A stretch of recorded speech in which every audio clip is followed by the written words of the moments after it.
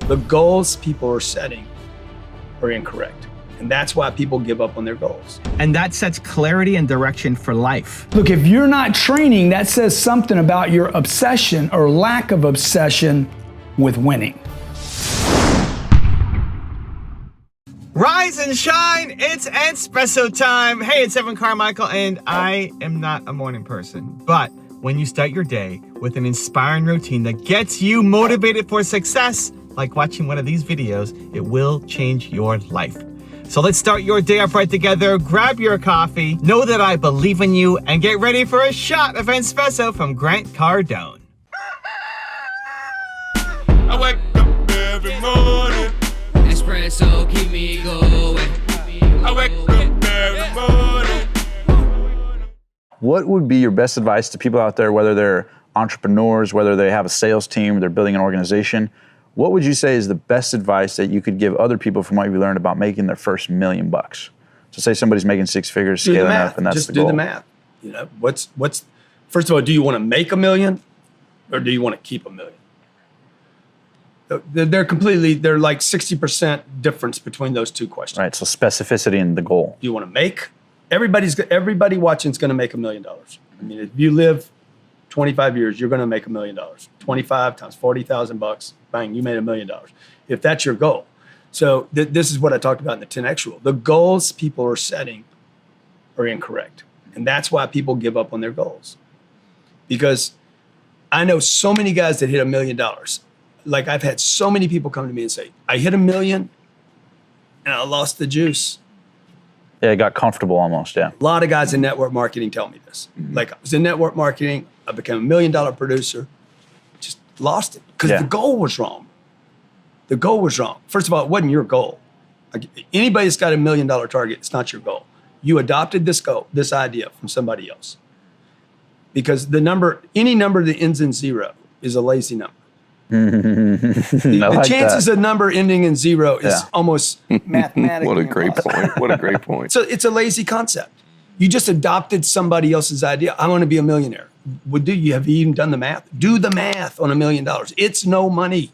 This is what people like. They God, I hate Grant because your target was $1 million. You're struggling making 200. You think $1 million's impossible. You don't want me to tell you the truth. The truth is, it is no money. As soon as you get it, I read the book, The Millionaire Next Door. Almost everybody read that book back in the 90s. It was the best book for me because it taught me I don't want to be a millionaire. It lifted the lid. I'm like, I don't want to be the guy buying a Ford truck. I don't want a Ford truck, man. Right? I got to buy a Ford truck, a used Ford truck, F-150.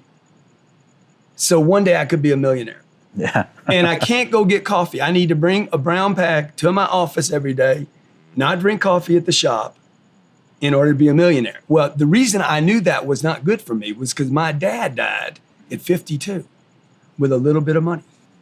And I'm like, I don't want to die with money when I'm old. I want to have enough money. And that undid everything for me. I want financial freedom. I don't want to hit a quota.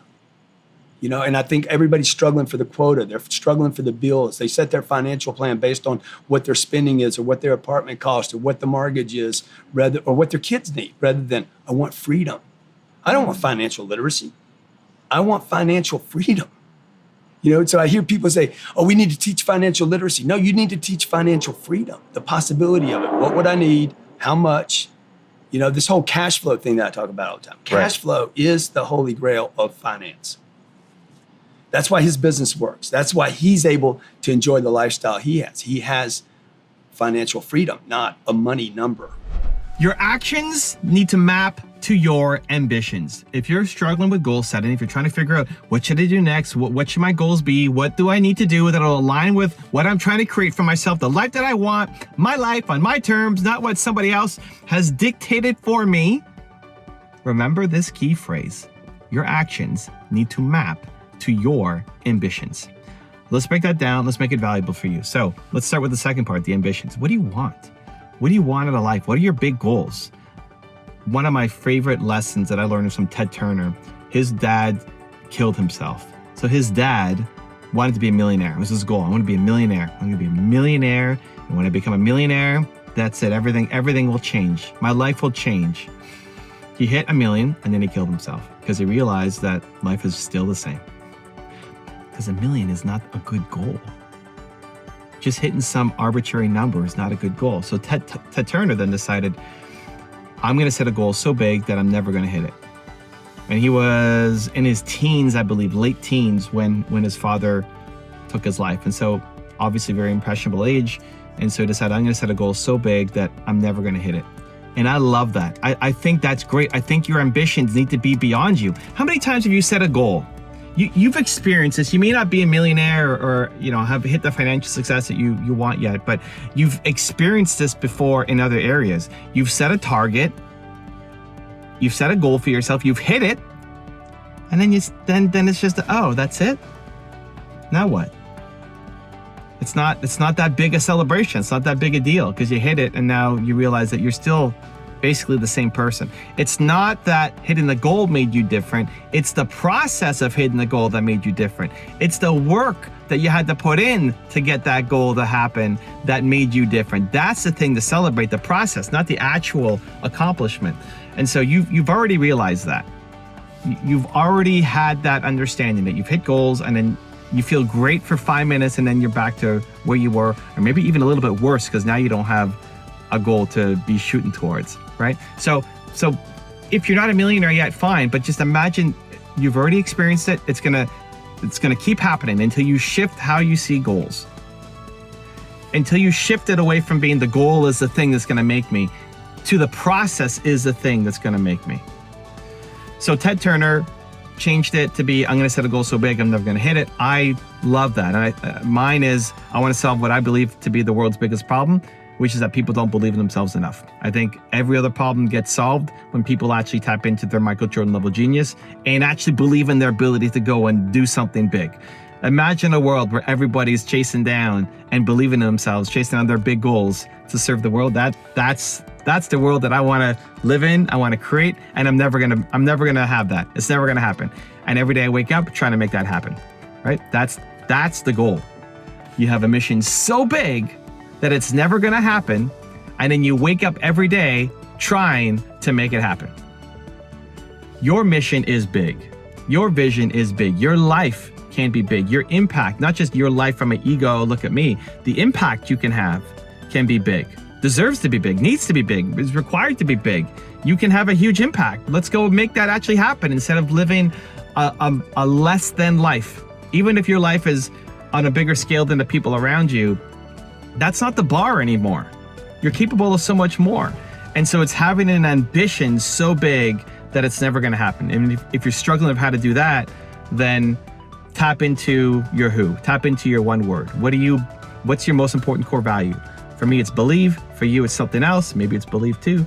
But figure out your most important core value. If you need help, pick up Built to Serve, pick up your one word, it'll help.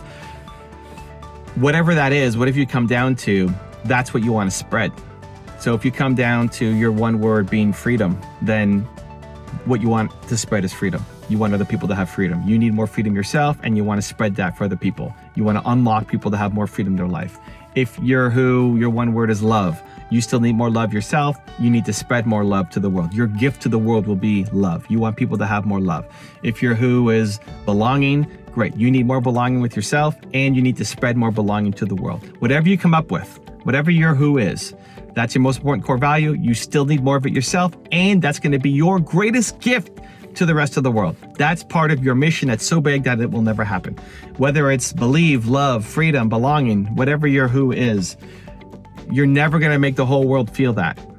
And you wake up every day trying to make the whole world feel that. You're never going to even fully feel it yourself, and you wake up every day trying to fully feel it yourself.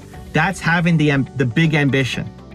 And that sets clarity and direction for life, which is great. You figure that out. That's for life. I want to solve the believe problem for myself and for the world for life. I'll be 120 still doing some version of this. Maybe YouTube's not around anymore. There's going to be some other version of it, but I'm still going to be doing it. So same thing for you. Figure that out. And that gives you so much clarity, so much peace of mind, so much less doing things because other people expect you to do it or want you to do it. We fall into these traps because we don't know what we want.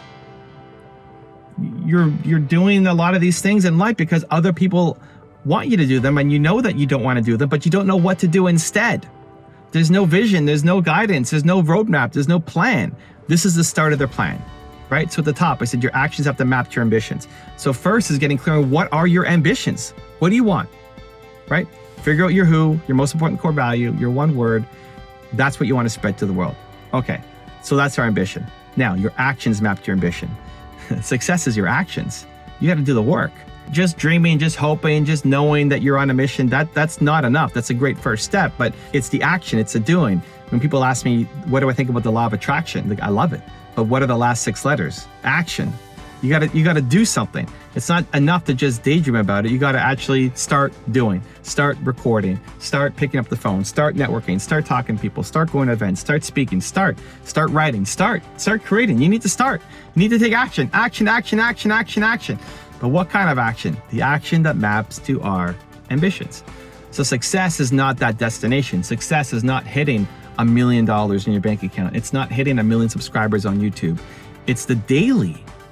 This right now is success. This, while Nina is, I guess you can't see what's happening here. We're in a parking lot. While Nina is shopping, I'm making videos. I'm doing this. This is part of my success habits. I've made over 10,000 videos now on YouTube across my different channels. That's crazy, 10,000 videos. And I feel like I'm still just getting started. I'm gonna make 100,000 videos in my life, maybe more. I don't know, it's crazy, it's a crazy number. But every day I wake up and when we still create content and we still post, because every video is another chance to try to solve the world's biggest problem.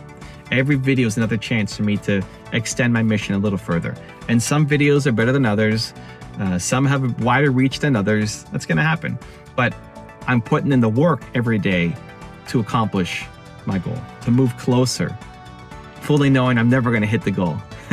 But I'm making progress and I'm becoming the person who's growing and getting better in the process of hitting that goal. So same thing for you. You've got your big ambition, great. What are you gonna do daily? Even if it feels small.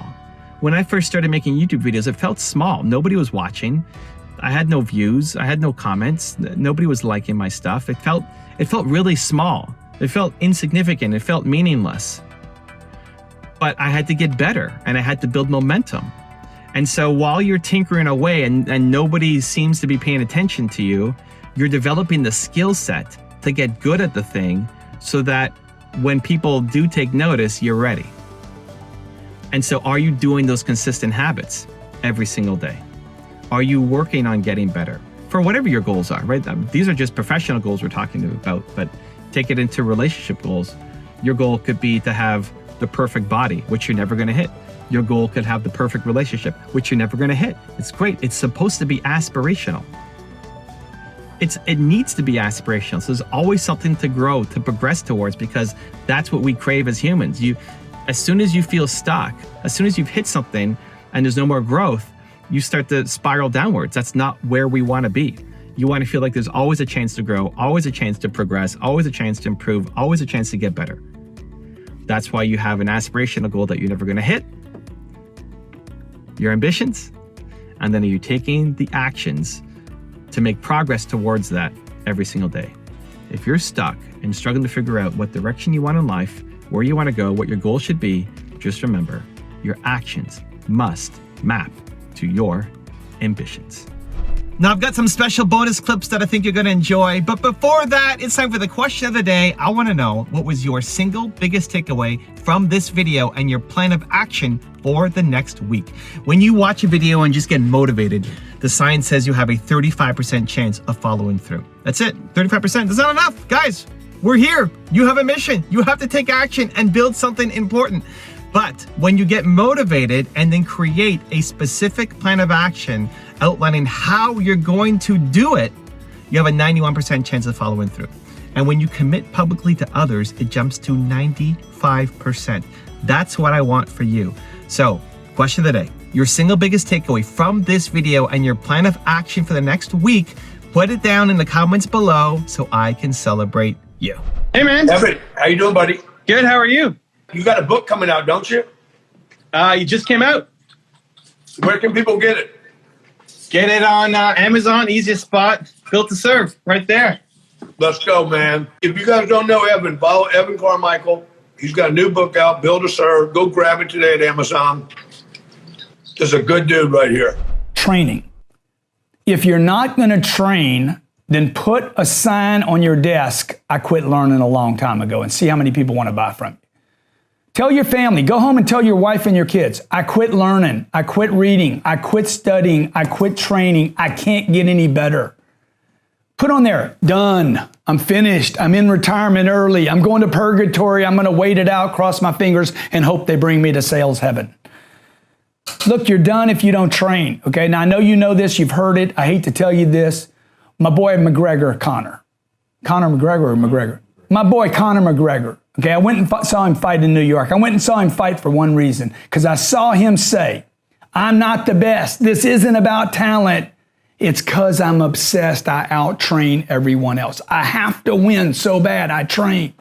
Look, if you're not training, that says something about your obsession or lack of obsession with winning.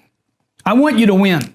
I know your wife or your husband, your spouse, your family members, your kids, your mom and dad want you to win at the next level, no matter what they tell you.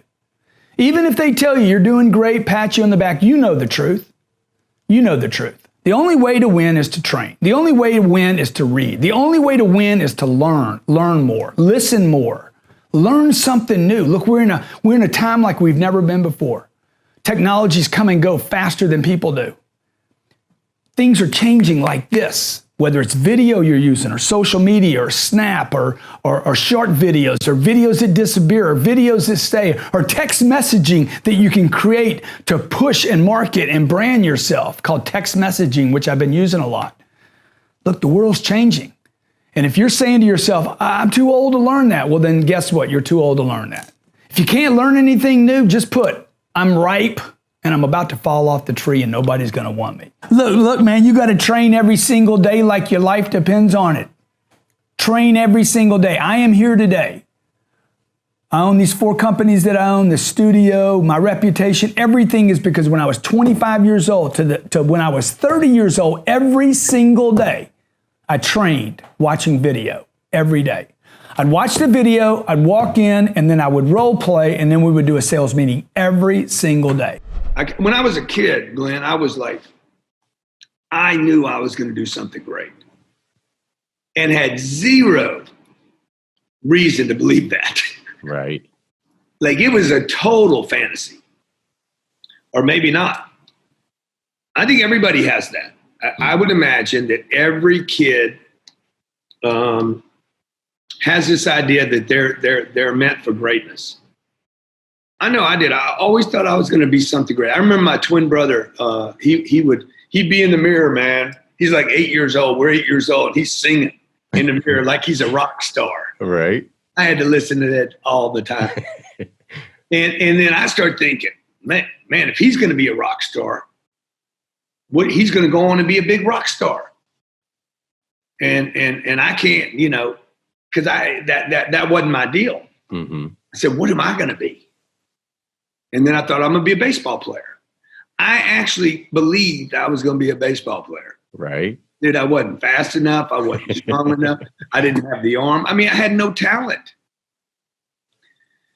I didn't have the work ethic. I didn't have somebody pushing me. So I've just always underestimated what I could do. I think everybody does. That's why this 10X thing, that's why I keep telling people, man, you're thinking too small. When I talk to people about real estate, don't do 2 units. Got to start somewhere. No, you don't have to start with 2 units. You could actually start with 32. Right. And by the way, it's going to be a lot easier to make money on 32 than it is 2. Sure. If you can just believe that you can. And right now is a time where people are going to have to start believing they can do something else, because we're going to move into a period of time now where there's going to be massive transition, enforced transition on everyone. I had a guy the other day ask me for some advice. Okay, these people that ask for advice, I know you know them. Yeah. You give it to them and they don't do it. Yeah. He knew it was true. It hit him. He's like, I know that's right. And then he went and did something different. And this is a big mistake people make, man. The best things that have happened to me did not require any more thought. The best decisions I've made in my life were instant. So like my wife and I, like when I decide to buy something, I go buy it. I don't check with her because that adds thought.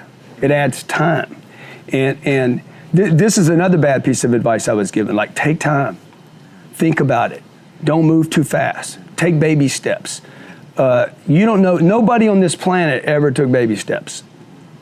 They went fast. And the faster you can go, you know, my plane is safest when it's up in the air.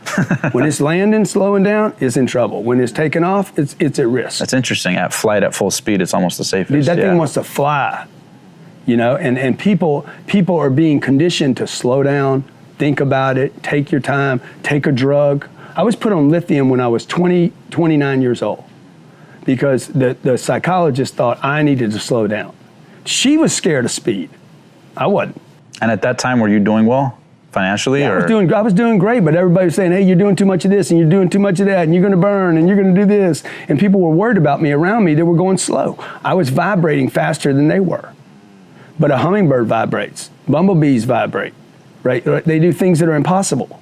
So you don't want to slow down and you want to move with speed and certainty. That means people need to know what they're doing. If I know what I'm doing, that's why confident people, Tiger won today. Tiger won today. He's been fighting, man, been efforting. 10 years he hadn't had a win. He won today. That guy moves with speed and certainty. You know, winners move with speed and certainty because they practice, they train, they educate. If you're having problems right now, okay, like if you're having recurring problems, just make a list. Make a list of. Make sure you guys do what Grant says. Remember, he's a T-Rex. Yeah. Make a list. Make a list of your recurring problems that you're sick of. The same stuff over and over again. Man, I don't have enough time. I don't have enough money. I don't get to take whatever the recurring problems are. I can't get good people. I got one person at my office that I depend on, and I'm sick of depending on him, even though he's a producer. Those recurring problems that you have over and over again. You lose deals. You don't like your clients. You actually have clients that you'd like to get rid of. You know how you get rid of bad clients? Get more of them. Okay. So what I do is if I have problems, let's say I'm making $1 million a year. I'm making 1 million, and I'm like, okay, next year, this is what business owners do.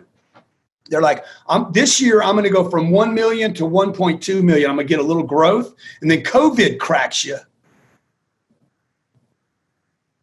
and then you're like, okay, I'll settle for 500 grand now. The problem was you were looking for incremental growth. Okay, you know the old thing about 3 steps forward, 2 steps backward. You only get 1 step out of that. By the time a week or two goes, you're like, I'm sick of this. I'm tired. I'm bored. I'm beat up. And your life doesn't change. The trick is that if you would plan out how to get to 10 million, even though you're not, let me just go ahead and asterisk that right now. Don't have a plan to go from 1 to 1.2. Build a plan to go from 1 to 10 million because it's going to give you a new set of problems. Okay. And a takeaway for you today, get new problems. Because if you keep working on the set of problems that you have, you will never solve them. Okay, watch. I got a handful of problems. I'm making $1 million a year or 200 grand or whatever your number is. Pick your number. And I'm like, I'm going to get me incremental growth. How do I do that with the people I have, the time I have, the office I have? Well, what you do is you're like, I'm going to go from 1 million to 10 million. Oh, I need a new office, new problem. Oh, I need 10 people, not 2 people. Oh, I need to spend 100 grand a month on advertising, not 5,000. See, all of a sudden I got new problems. I'm no longer thinking about Pete, what do they call the guy that you're the diva, Jessica. I got to put up with Jessica's because she's a diva, comes in when she wants, leaves when she wants. She runs the business even though I own it. She tells me what to do. She's really the boss even though I write the checks. Okay. So I'm like, I'm going to go get 20 Jessicas. You follow what I'm saying? I'm going to go build, like a lot of you are worried about debt. I remember in 2008, I owed $50 million to the bank. And I'm like, I told my wife, this will never happen to me again. The bank was pushing me around, like bullying me around like a punk. And I said, Elena, this will never, ever happen to us again. And she's like, what are you going to do to prevent it? I said, the next time this country goes upside down, I'm going to owe $1 billion in debt. Look, I don't think, I don't think that people burn out. I think it's impossible. I'm not a piece of wax. I'm not a candle. So the burnout thing was put on us by people that quit already. Yeah. You're going to burn out, dude. You're going to burn out. Burnout is never about work. Nobody burns out because they work too hard. Oh, you're burning the candle at both ends. I'm a spiritual being. I can create energy. This is an irresponsibility. Like, I've never met a human being that was made of wax. You know? Oh, yeah, but yeah, I'm burning at both ends. You're a being. You're a being, okay? Like, quit saying something's happening to you. This goes back to cause and effect. I create energy. And I love your example of the kids. Okay, that kid can play that game. It's always a game, though. Yeah, all day, all night. It's always a game. There's nothing that entertains people more than a game. And so when I was 18 years old, man, I was playing a game called Asteroids. I would play $80 of it a day because it cost $0.25 every game, right? And I'm just throwing them in, doing anything I can to get quarters so I can dump them into this game.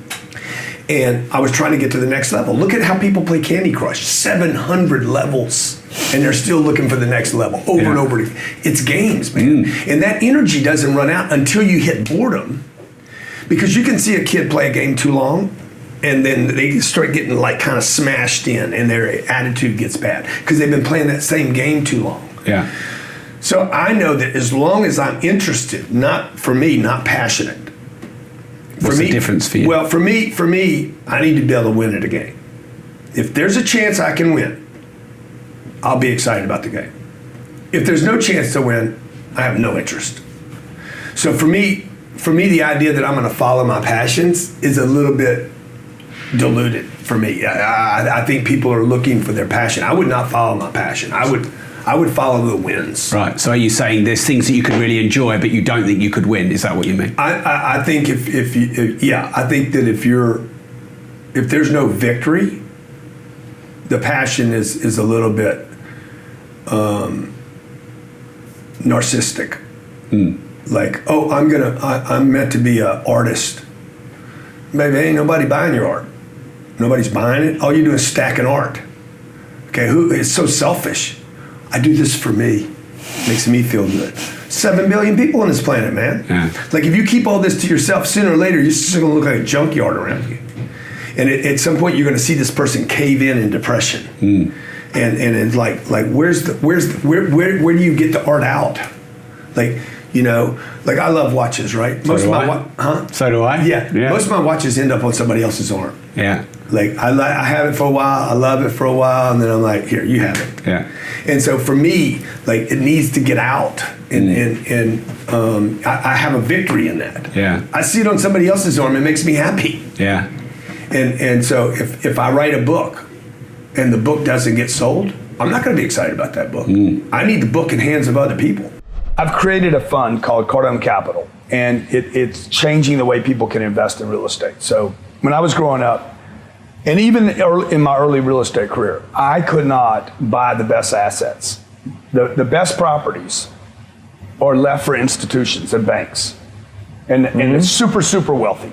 I'm talking about the kind of wealth you're familiar with and read about here. And I'm not talking about people that have hundreds of millions, but billions and hundreds of billions and even trillions of dollars of available money to them.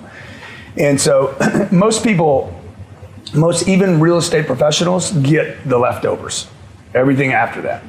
And so I've been playing the real estate game for 30 years, and in the last 7 years figured out, okay, I'm going to start buying what JP Morgan buys and Blackstone. And I'm going to use my audience on Instagram and Facebook. And I'm not going to go get my money from the institutions. I'm going to get the deal from the institution. And the money's going to come from my friends. And we're going to crowdsource this money without paying brokers. The brokers never like to hear me say this. But we've raised $300 million, bought $1 billion worth of real estate in the last 30 months. I paid not one penny to a broker.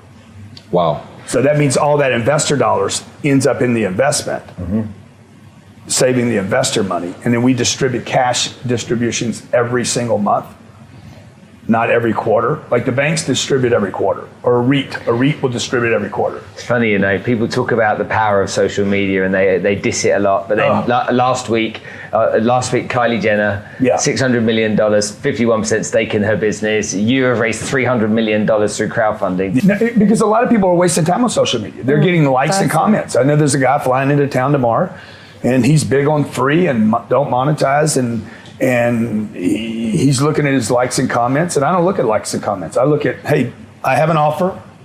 This is what you could do. It's a great deal for you. It's a great deal for me. It's a great deal for everybody that plays, and we want to monetize. So I think I'm going to raise $3 billion. I'm going to create a $10 billion fund, crowdfunding, and then the banks are going to come to me and say, we want to buy that thing. I was making some money, like in my 30s and 40s. I made a lot of money. What other people would call a lot of money. Yeah. But I was not a business. You know what I mean? I was just. What do you mean by that? Well, I was just hustling. Just because you're hustling. Everything was a transaction. Yeah. Everything was a transaction to get money, pay the taxes, have a little bit of money left over. Everything was a transaction. Yeah. And this guy's like, well, you know, you're not a business. And I was like, I know, man, I know. Don't tell anybody. I know that, okay? Like, I knew it. And because to me, a business is I can walk away from it, it'll still operate. I was a guy. I was no different than when I was 30, just pounding doors. And which was good. And I think a lot of people you don't need to skip that spot either.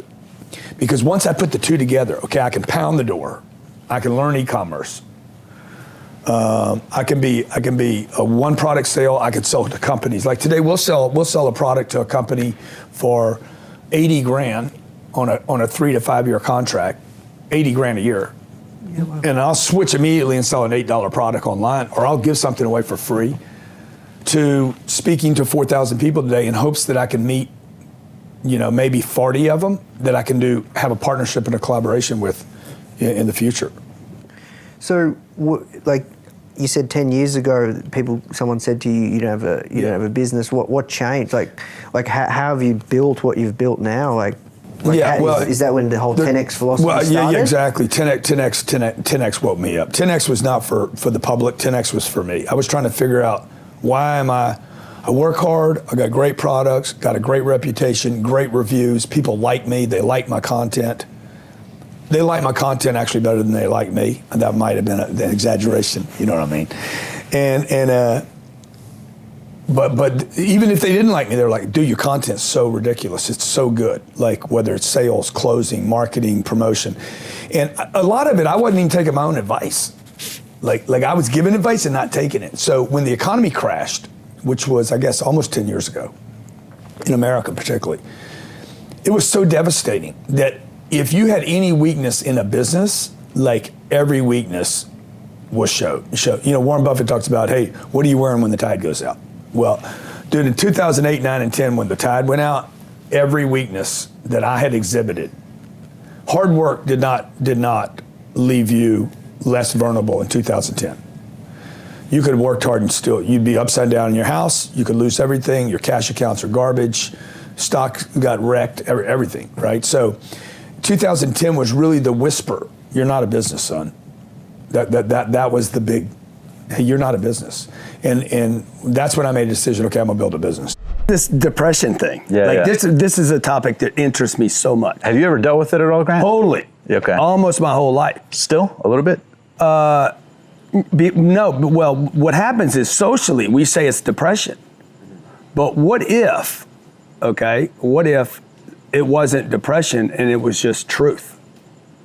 That I'm having to sleep with my own truth, that I can do more, right? So why wouldn't I be a bit depressed if I have this potential and I'm operating here? Every individual knows what they're capable of, right? So if I know I have this much potential and I'm living here, wouldn't I be like a little bit disappointed with myself. Yes. Now, what happened because back in the 50s, there was no depression. Nobody was talking about depression. People were talking about, how do I get to the next level, right? Today, in our psychiatric community, where the average American has 8 prescriptions sitting in their medicine cabinet. Like, I'm on one drug, I gotta take a second drug to handle the third drug because of the blood pressure drug, because of this drug. And dude, I'm stacking out like, why? Because I was depressed? Why am I depressed? Because I don't look like, I don't have his arms. Mm-hmm. I have the potential to have his arms. Maybe not. Okay. Pretty close, but it would require me to go to work, right? Or I need to look a different way, or I'm aging, or whatever the deal is, right? Like, so for me, I have always struggled with depression. But it was more because people were telling me I was depressed, when the truth is I was just disappointed, man. Me too. I was disappointed with me. Me too. You know, my mom would always tell me, my mom was always the first person I would call anytime I scored. And she was my best friend. And she passed when about 9 years ago, when Sabrina was born. 5 days later, Sabrina was born. And every score I had, I was 51 years old, man. Between 25 and 51, every score I had, my mom was the first person I called. Mom, I did this. Every time, she had the same response. Son, that's great, but I love you just the way you are. Over and over, she told me that. And then one day I'm like, but I don't. Now, I can't really say that. A whole bunch of people are gonna say, why don't you love you just the way you are? Something wrong with you, because there's that whole culture out there. This I don't know what the term is, but it's this holistic idea that you should love yourself the way you are. I would tell everybody, dude, if you know that you can do more, do not love who you are. Achieve who you can be, because you can be more. He's done it, I've done it, and I did it by replacing the depression concept, not doing the drugs, by the way. I was put on them like 5 or 6 times, and threw them away and just said, you know what? I'm gonna go for my goals. I'm gonna go for my potential. If I'm gonna screw this up, I'm gonna screw it up Grant's way, not their way.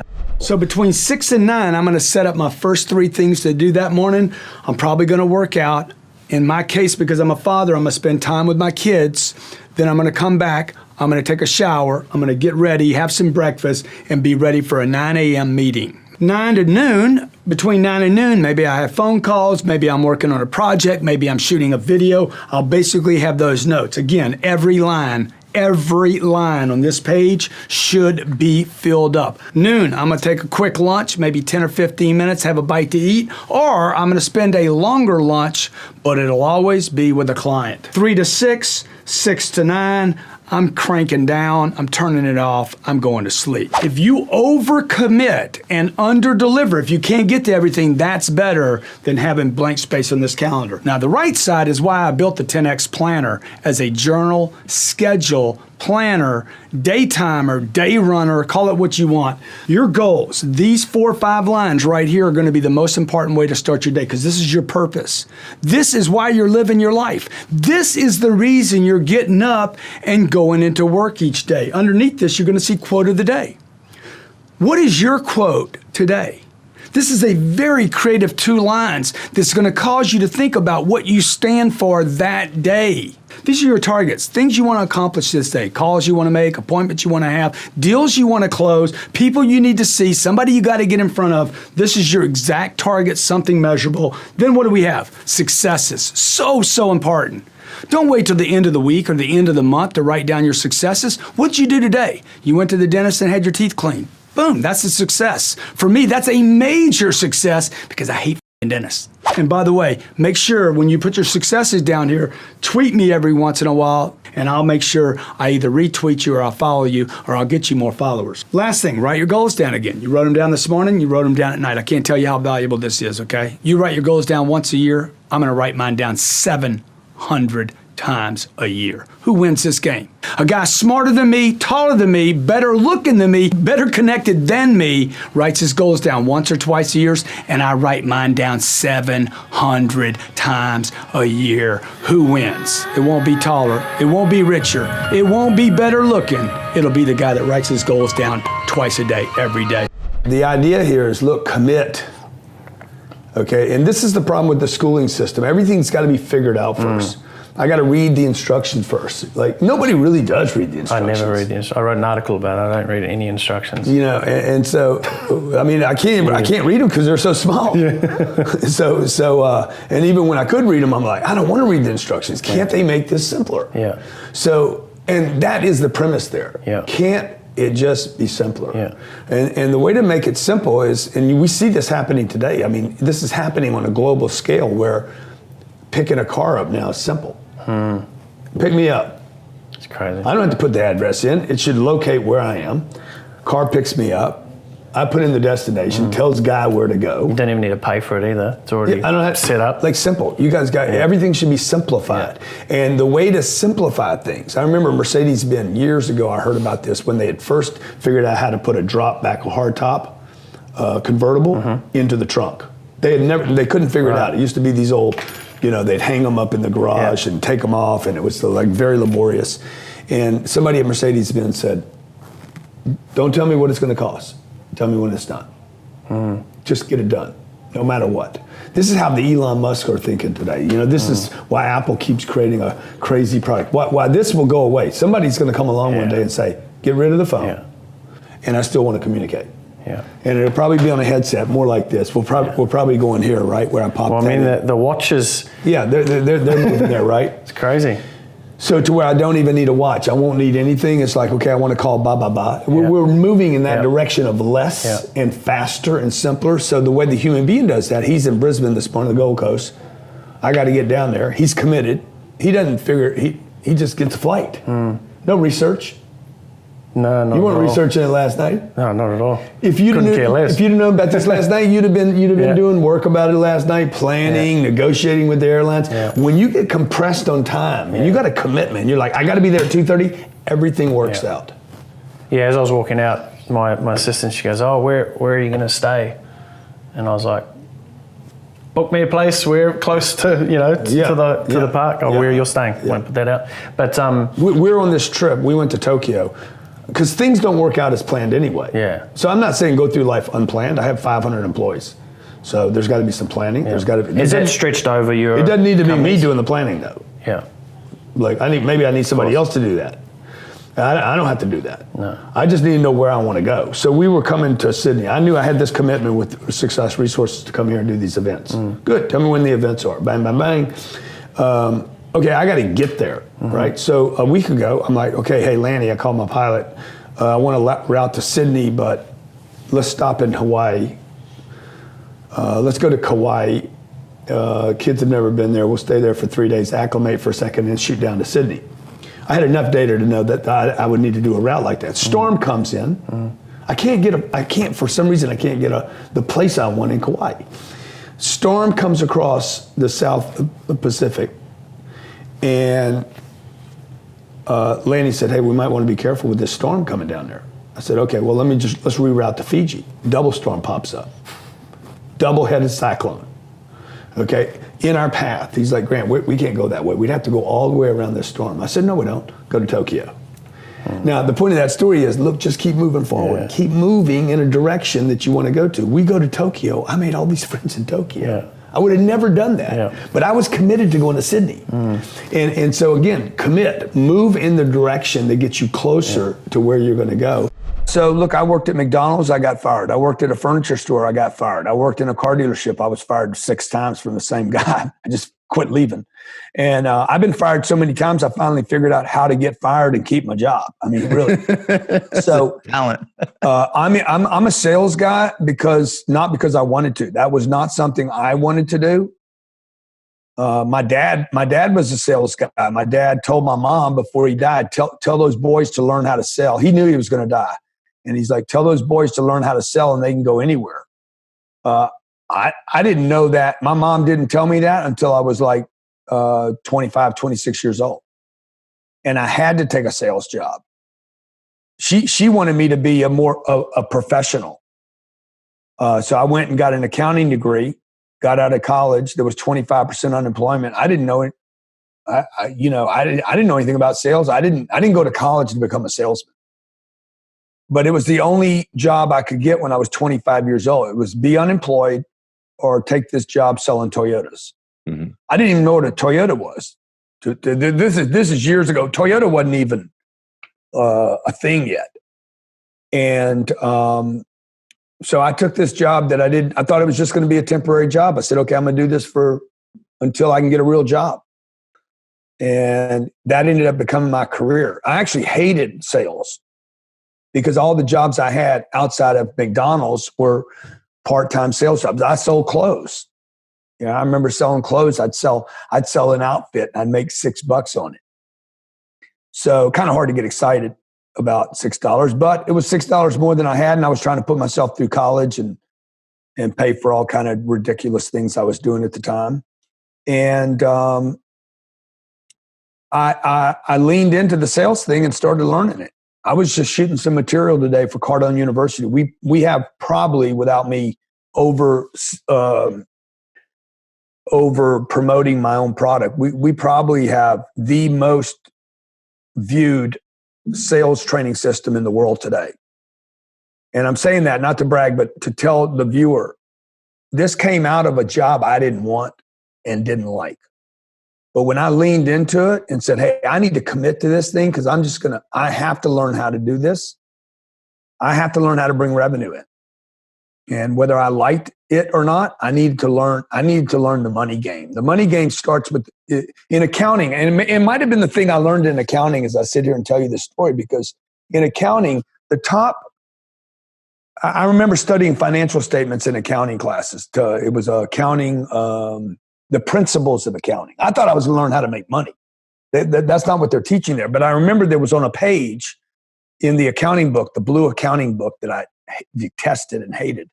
There was a page about an income statement. And then they would compare income statements of these companies. Well, the top thing of every page was income, revenue, or gross sales. And later, looking back, didn't know it then, but looking back later, I'm like, oh, that's the most important part of a company. If it wasn't the most important part of a company, they wouldn't put it at the top of the income statement. Yeah, that's true. On every income statement everywhere in the world, it doesn't matter whether you're in China or Chicago. The top 3 lines, they might be different words there. It is all describing gross sales, revenue by department, gross domestic product, how much revenue is coming through a country. That is what determines whether or not a household, a department, or a company is viable. And I had been fighting the top 3 lines of my personal financial statement, which everybody has one. And it's called sales. So once I leaned into it, boom, I started making money, man. It was literally that simple. I'm going to learn how to bring revenue into my household. I was 25 years old, had no money, lived in an apartment. My rent was $275 a month. I was late on it 4 times a year. Every 3 months I was late because I'd go up and down. And when I leaned into it, all of a sudden, hey, I made an extra $1,000 when I was 25 years old. I'm like, wow, that was the most important money I've ever made in my whole life, because it gave me an idea that I could control my income. The problem that people need to complain about right now is not the billionaires. They need to understand that because what they're saying is there's income inequality, wealth inequality. But the reality is there's education inequality. Okay, the billionaires play by a different set of rules than everybody else. So do I blame the guy playing by a different set of rules, or do I blame the game?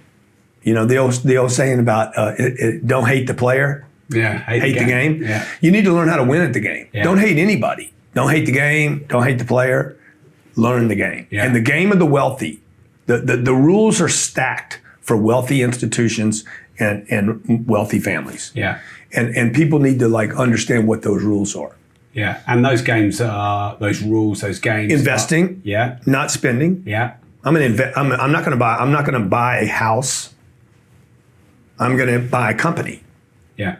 Donald Trump. Everybody hates jobs. Huh? Create jobs. Yeah. I'm not going to have a job. I'm going to create jobs. Yeah. Like the difference is Donald Trump. He buys a building in New York. He lives in it. He doesn't buy a house and live in it. Yeah. He buys a building and lives in it, rents out the whole place. He literally gets paid to live where he is, right? And then moves into the White House. So same thing with the Queen, okay? Like look at the play, man. Yeah. I mean, are you going to take the Queen stuff from her? Not me. Nobody is. No. Nobody is. People have been trying to take her stuff for 70 years. Ain't nobody taking her stuff. No. So this is not a new thing. This is not a new problem. Like, this is thousands of years old. Play the game of the wealthy. Own things. Own businesses. Don't spend money. Yeah. Invest money. Don't waste it on cars and bicycles. And like, if you look at the average family in the UK, they will spend ridiculous money on things their kids want. Look, I take care of my kids, but I don't just frivolously buy them junk. Yeah.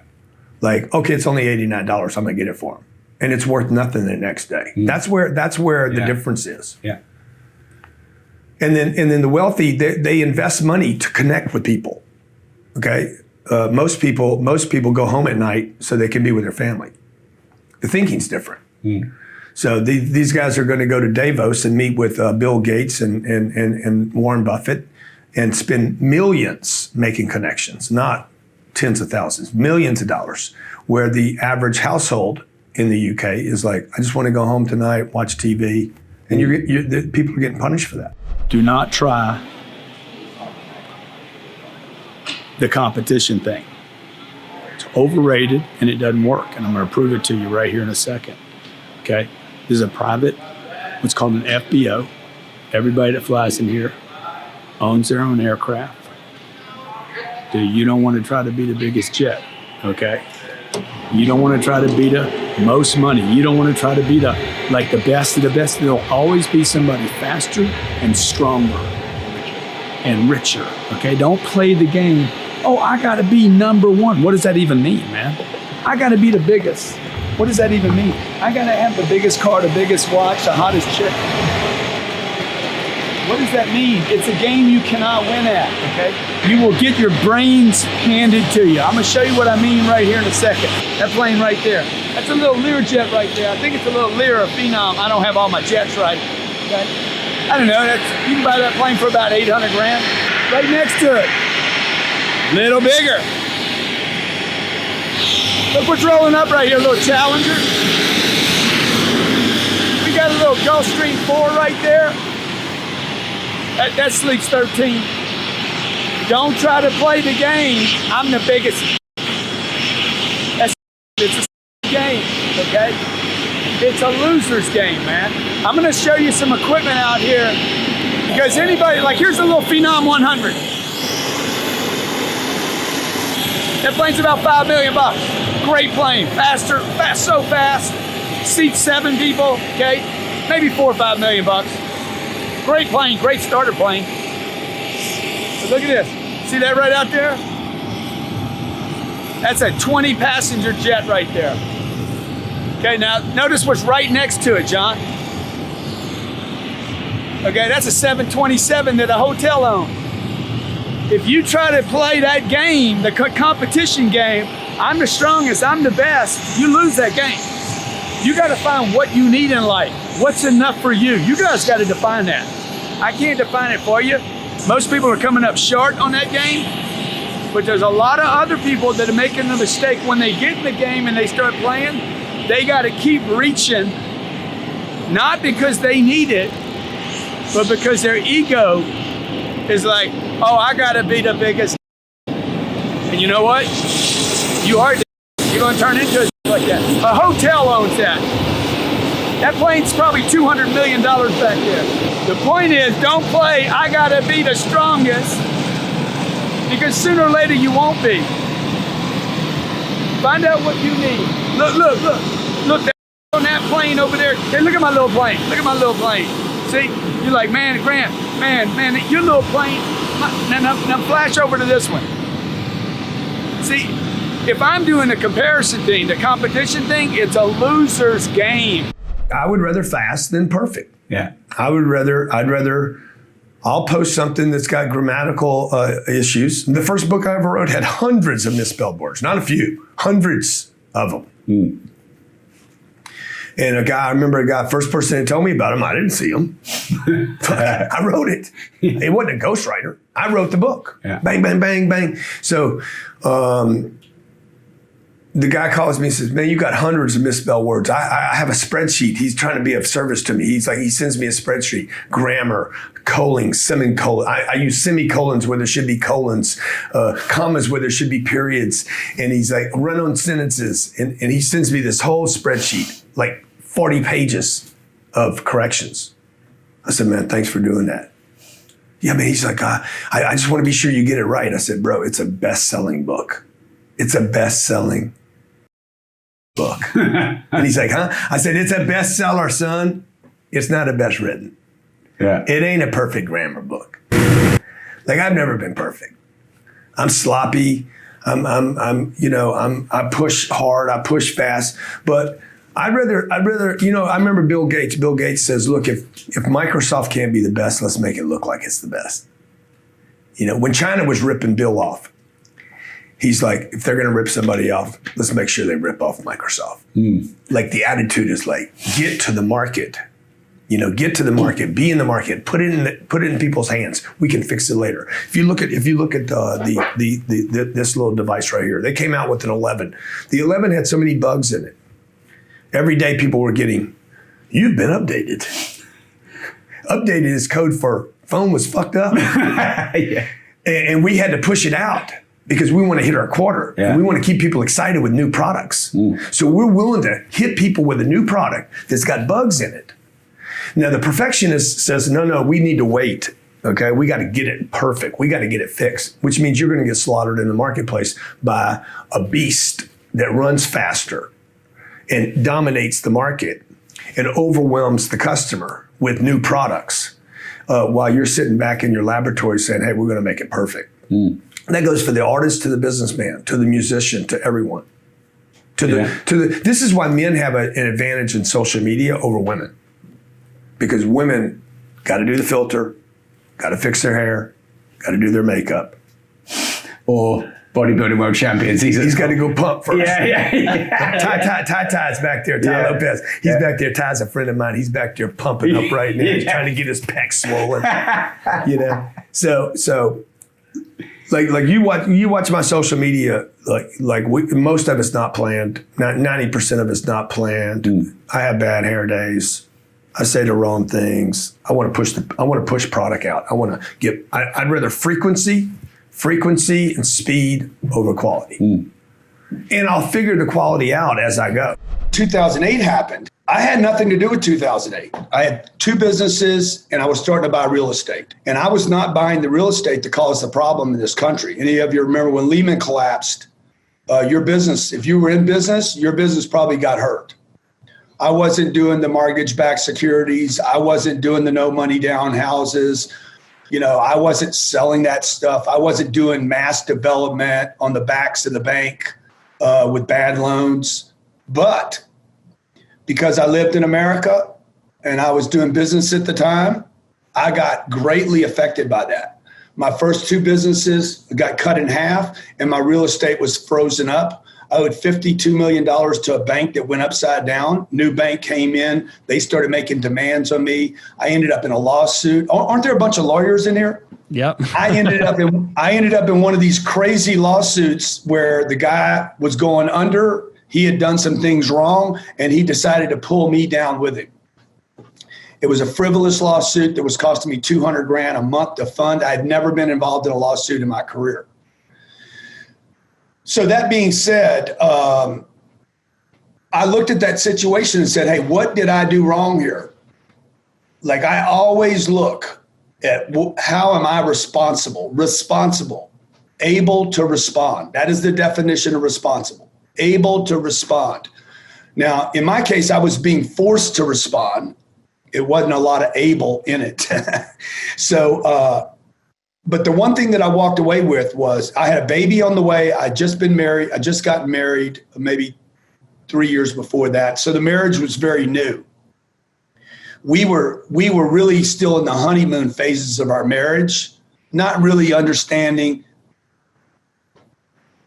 who we were as a team, my wife and I. New baby coming along. I lived in Los Angeles. I lived in a beautiful house up in the hills. Overlooking all of LA.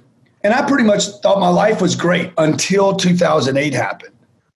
Now, I'm taking a second to get you to what I want you to hear. I didn't plan on 2008. I didn't think about a Lehman collapse. I didn't know 40 million people were going to go upside down in their homes. I did not know it would affect me. I didn't know one of my industries was the automobile dealers. I was working with automobile dealers around the United States. That was my primary business. I was making a couple $1,000,000 a year. I didn't know 9,000 car dealers would go out of business. Who would plan on any of that? Now, what's that got to do with today? Who in their business plan had COVID as part of your business plan? Let us know in the chat. Put a no in the chat if you didn't have a plan for that. Yeah.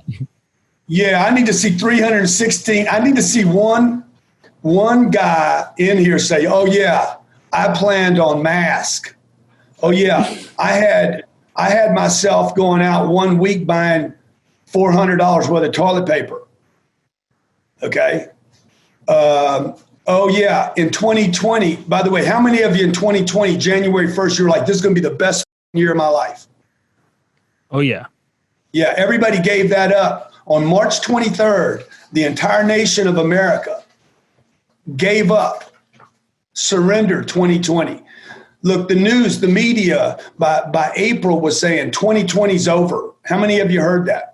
Fuck it, I'm throwing 2020 away. Fortune 500 companies, 100 companies, Carnival Cruise Lines, General Motors, Ford Motor Company, like mass companies were like, I'm done, I'm tapping out. This year's over.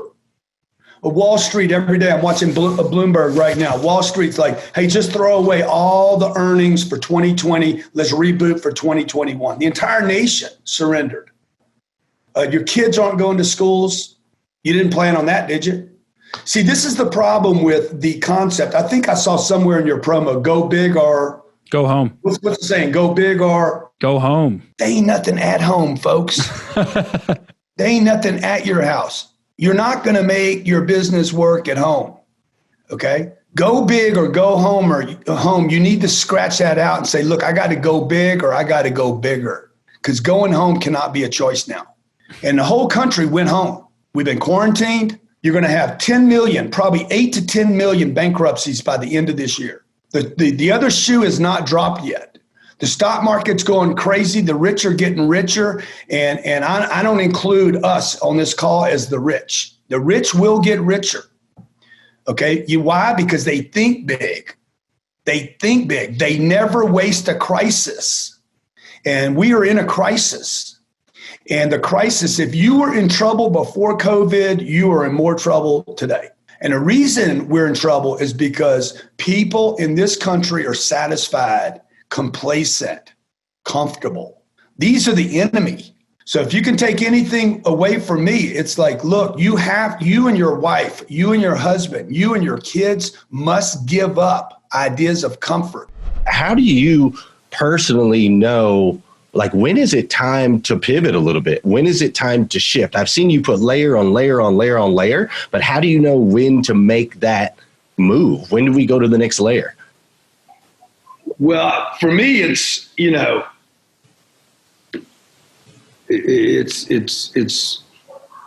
like you see the end of something coming. Everything's got a cycle. Every sooner, look, Federal Express. I'm watching Federal Express this morning. So it's getting slaughtered. Yeah. Like, the company probably will not exist in the future. This is one of the greatest companies ever put on planet Earth. It's going to be disrupted by Amazon. Right. So it might come back, and I'm sure some, maybe Warren will come in and figure out how to save it. But my point of that is that, like, things expire.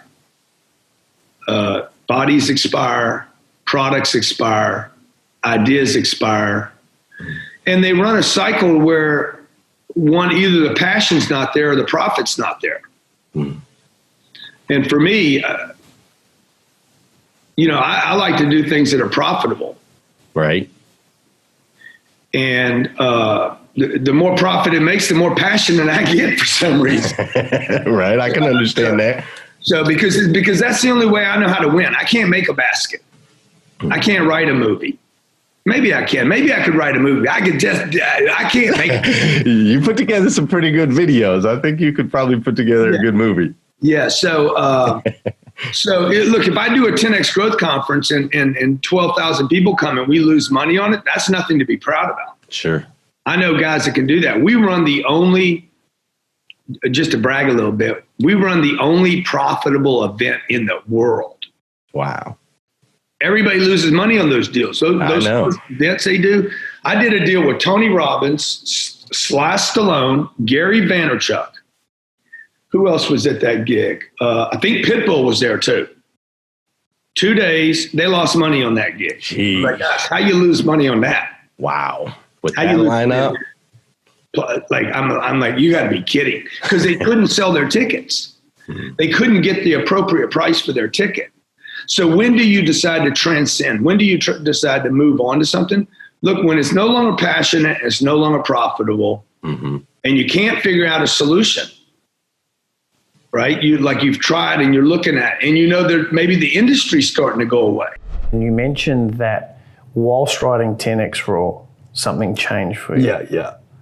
What was that? Was that sort of this? Look, the 10X rule to going all in, or no? The 10X rule it was just the awareness of I had been dependent upon one vertical, right? And I'm sitting there looking. Okay, I worked my ass off. I was good at my craft. I saved my money. What did I do wrong here, dude? 51 years old. I should be like so rich right now.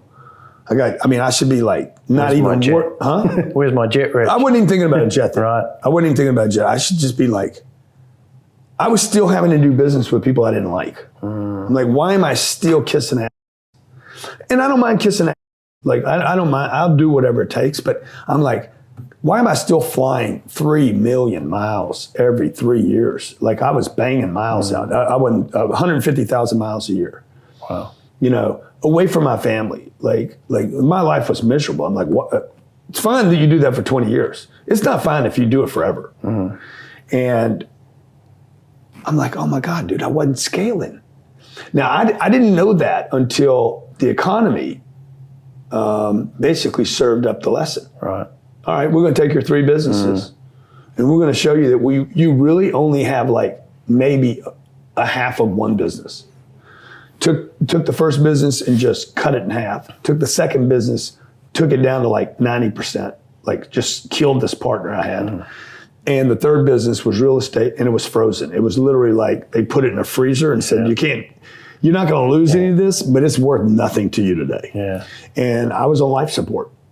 And I'm like, I'll never do this again. I will never be dependent upon one vertical, one partner, or a handful of real estate. I come in today. I walk, we fly into London. We get here 11:15. I don't know what I'm going to do next. There's 5,000 people out there. Somebody sends me a text. Okay, this is what your day looks like. Okay, now I start running and hustling from one thing to the next thing.